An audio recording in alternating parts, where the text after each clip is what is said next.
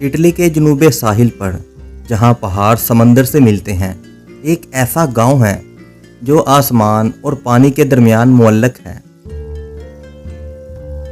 پوزیٹانو گاؤں، جو اپنے پسٹل رنگ کے مکانات، تنگ گلیوں کے ساتھ، پوزیٹانو ایک پوسٹ کارڈ کے لیے کامل جنت ہے۔ پوزیٹانو کی جڑیں قدیم زمانے میں گہرائی تک جاتی ہیں۔ قدیم داستانوں سے پتہ چلتا ہے کہ اس گاؤں کی بنیاد یونانیوں نے رکھی تھی، تاہم یہ رومن سلطنت کے دوران تھا جب پوزیٹانو نے پھلنا پھولنا شروع کیا۔ رومن اشرافیہ نے یہاں پرتعیش ولاس تعمیر کیے جو املافی کوسٹ کے قدرتی حسن کی طرف راغب ہوئے۔ گاؤں کے نیچے صدیوں کی تاریخ کے نیچے چھپی ان قدیم گھروں کی باقیات پڑی ہیں۔ پوزیٹانو جنوبی اٹلی کے املافی ساحل پر ایک دلکش گاؤں ہے جو اپنی کھڑی چٹانوں، سمندر کی طرف بڑھتے ہوئے دلکش مکانات اور بحیرہ روم کے دلکش نظاروں کے لیے جانا جاتا ہے۔ اس کی بنیاد 9ویں صدی قبل مسیح کے آس پاس رکھی گئی تھی۔ لیجنڈ کے مطابق پوزیٹانو کا نام سمندر کے یونانی دیوتا پوسائیڈن کے نام پر رکھا گیا ہے۔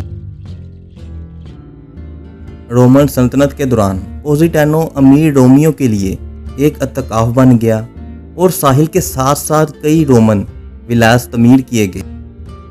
ان ولاس کی باقیات اب بھی مل سکتی ہیں، جن میں سے قابل ذکر چرچ آف سینٹا ماریا اوسینٹا کے نیچے رومن ولا ہے جو کھدائی کے دوران دریافت ہوا۔ یہ ولا سمندر کے کنارے ایک پرتعیش رہائش گاہ تھی۔ 9ویں سے 11ویں صدی کے دوران پوزیٹانو املافی ساحل کے ساتھ دوسرے دیہاتوں کی طرح طاقتور املافی میری ٹائم ریپبلک کا حصہ بن گیا۔ جمہوریہ نے بحیرہ روم میں تجارتی راستوں کو کنٹرول کیا اور پوزیٹانو نے املافی کے غلبے کی دولت اور اثر و رسوخ سے فائدہ اٹھایا۔ تاہم جیسے جیسے املافی کی طاقت کم ہوتی گئی اور نارمن سمیت بیرونی قوتوں نے اس علاقے کو کنٹرول سنبھال لیا، پوزیٹانو مزید الگ تھلگ ہو گیا اور تجارتی مرکز کے طور پر بھی اس کی اہمیت کم ہوتی گئی۔ 16ویں صدی کے دوران اس پر ساراسن قزاقوں کے ذریعے حملہ کیا گیا، جس سے مقامی آبادی کو ساحل کے ساتھ دفاعی ٹاور اور قلعہ بندی کرنے پر مجبور کیا گیا۔ ان میں سے کچھ مینار آج بھی دیکھے جا سکتے ہیں۔ 19ویں صدی تک پوزیٹانو زوال کا شکار ہو گیا تھا اور اس کے بہت سے باشندے بہتر مواقع کی تلاش میں امریکہ ہجرت کر گئے تھے۔ اس وقت کے دوران گاؤں بڑی حد تک ایک پرسکون ماہی گیری برادری رہا، لیکن پوزیٹانو کا دوبارہ جنم 20ویں صدی کے اوائل میں شروع ہوا، خاص طور پر دوسری جنگ عظیم کے بعد، جب اس نے ادیبوں، فنکاروں اور دانشوروں کی توجہ حاصل کی۔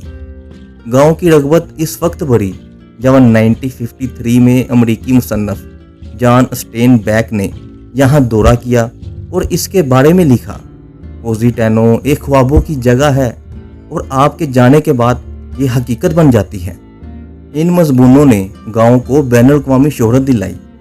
20ویں صدی کے دوران پوزیٹانو ایک پرسکون گاؤں سے ایک دلکش سیاحتی مقام میں تبدیل ہو گیا۔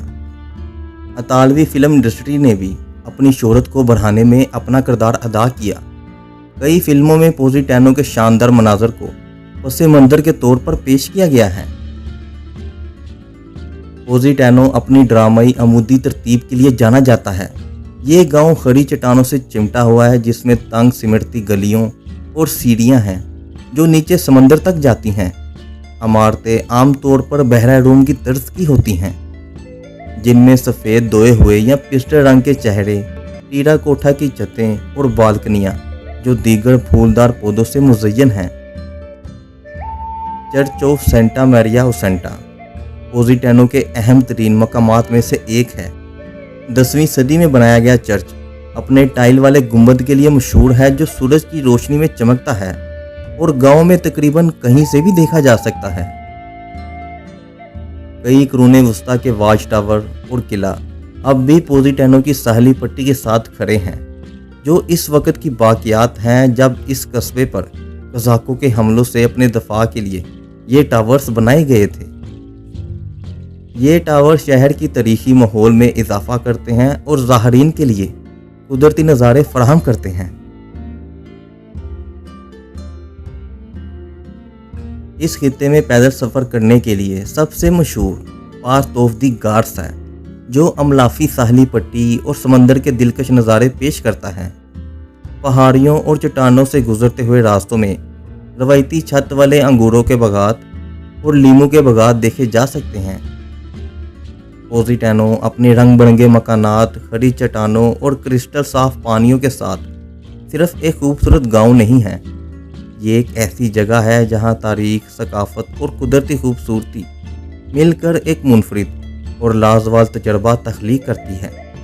चाहे इसके कदीम गिरजाघर हों, इसके खूबसूरत पैदल सफ़र के रास्ते हों या इसके आलमी मियार के रेस्टोरेंट हों, पोजिटानो अमलाफी कोस्ट के पायदार दिलकश के दिल में एक नाकाबिले फरमोश सफ़र पेश करता है। तो ये तो थी वीडियो इटली में मौजूद एक खूबसूरत गांव पोजिटानो की, लेकिन इसके अलावा अगर आप रूस के खूबसूरत गांव देखना चाहते हैं तो उसके लिए यहाँ क्लिक करें, और ईरान के खूबसूरत गांव की सैर करना चाहते हैं तो उसके लिए यहाँ क्लिक करें।